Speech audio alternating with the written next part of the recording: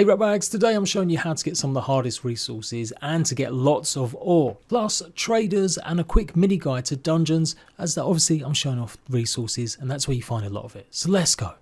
So pretty obvious, but PALs drop resources. So the first thing you should do is try and either capture them, and if you can't capture them, kill a few of them.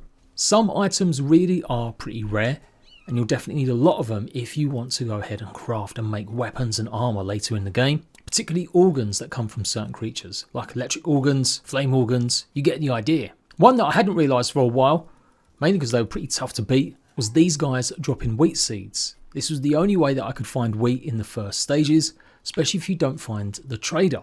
There will be other creatures that drop wheat, but this was the first ones that I found. Also PAL fluids, pretty obvious now when I think about it, but these come from water PALs. Until you've tamed one, you don't get any more information other than what their element is or level. Or just kill a whole bunch of them. Some of these creatures can drop any one of 3 or 4 different resources, so it can be a bit random. Great example, honey. I thought it was really hard to get hold of, as I got told when I was streaming that bees are the only ones that dropped it, and they were all the way in the north. Somewhere between the north and where you start out, you'll come across these cinnamoths that have a chance of dropping honey, but they also have a chance of dropping other resources as well. So you won't get as much honey from them, but you can get some. Top tip, and why I'm mentioning honey, because you need it to go ahead and make special cakes that you'll need for breeding your PALs. So yeah, do go and double check every time you tame a PAL to see what it actually drops. If you look on your map, especially when you die, you might notice that you can actually spawn in other places. There should be a spawn point pretty much just here on these grey rocks, and this is meant to be the fishing coast. That's the original spawn point that you always begin. So if you just literally walk up the coast, go through this golden hill area here, you'll come to a settlement. So the fast travel point's here. You also find other traders sometimes sitting in mine shafts. This is where you can buy maybe some more illegal goods and maybe harder to get resources. But otherwise, if you go all the way down, in the town square, you'll find the trader. Now this guy has also got a chance to turn up at your base. He's going to sell you a bunch of stuff. You'll get schematics. Some of these can be dropped from chests, so I wouldn't necessarily waste too much of your money. They can give you some protection, they're not just cosmetic items. And then you can buy spheres, arrows, low-grade medical supplies. This is something you might need, obviously, if your creatures have become depressed and you haven't actually built your own medicine table yet. And more importantly, things like seeds, or maybe even milk if you've not come across the PAL that drops it. You can even buy organs as well, and you basically get the idea. It's lots of drops from creatures, but particularly wheat seeds, milk, and maybe the medical supplies are stuff that you might need to progress the missions for the PAL box. You can sell him a bunch of stuff as well. He particularly likes cooked meats. So if you've killed a bunch of chickens, cook it all up. In fact, any rarer PALs as well, go ahead and sell meats to him.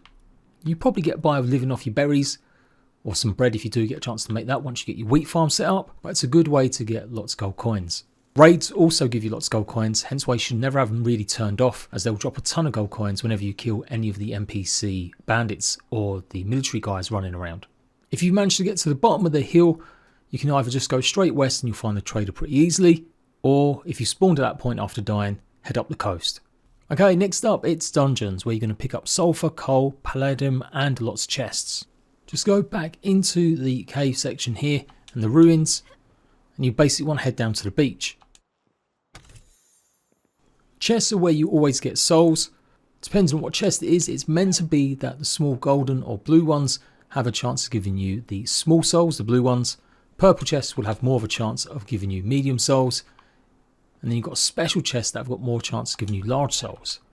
But there is outside chances that actually sometimes you get a mixture. So if we jump down, you'll see that we're at a dungeon.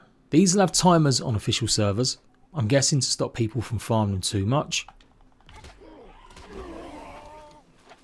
They're potentially dangerous, obviously, with all the syndicates, and you will find more rarer PALs in here, especially nighttime ones.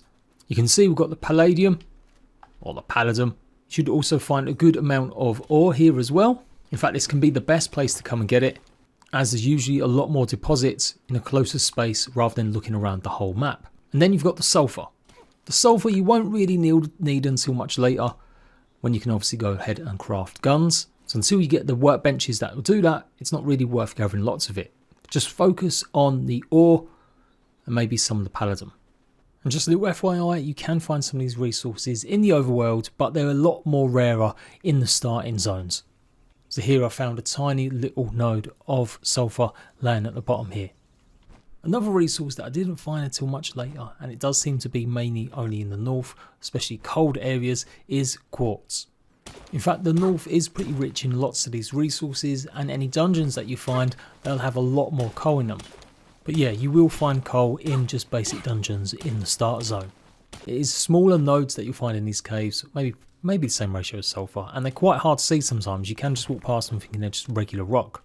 You will need a ton of it to set up your actual factory conveyor belts and crafting stations later, as well as get lots of guns and weapons and stuff. But again, it's something I wouldn't focus on just yet. Caves can also be a great place to go ahead and find more loot in chests.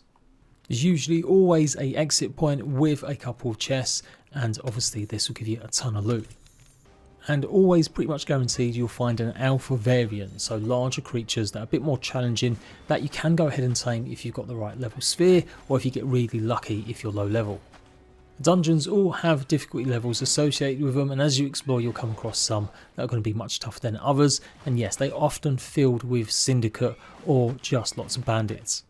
Last thing to say as well, mark out caves when you find them like this dungeons, because they won't appear on the map even when you've gone inside them, and some can be closed off.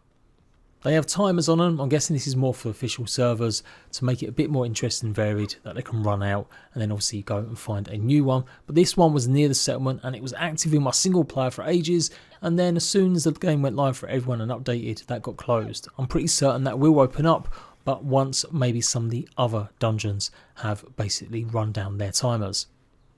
Hopefully you've watched my other guide now talking about the first location where you can find lots of eggs and chests.